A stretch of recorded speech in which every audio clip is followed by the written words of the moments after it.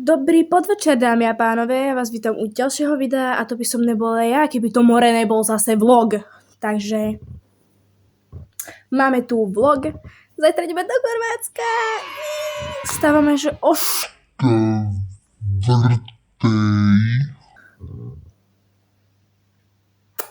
Čiže hej, ja neviem koľko hodín, bro. 19:41.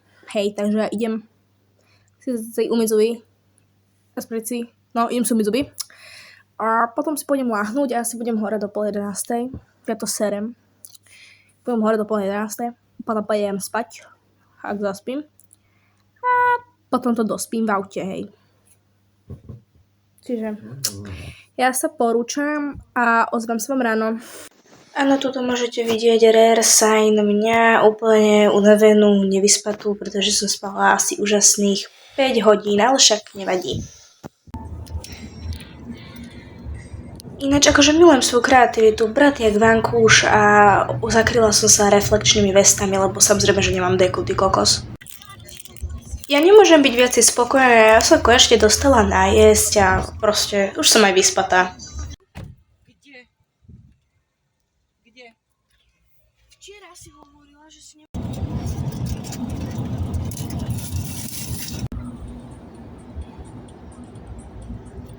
Zapcha, jej, super, zdržali sme sa si pol hodinu. Akože no to Ninjago proste musí byť, lebo čo mám robiť iné? Prosím vás, povedzte mi, že nie som delusional, ale proste mne to úplne pripomína Billie Eilish fit, reálne, bro.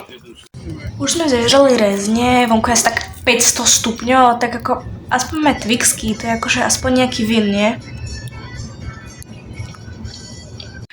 Ok, konečne sme prišli, ja už akože toto nedávam, to je asi taký 1000 stupňov, ty vole, sme zapli konečne klímu.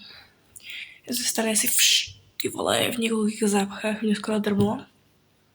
Nevadí, ale sme tu, tak sa poďme vybaliť a potom neviem, čo budeme robiť, ale je to strašné teplo, to je horšie než na Slovensku.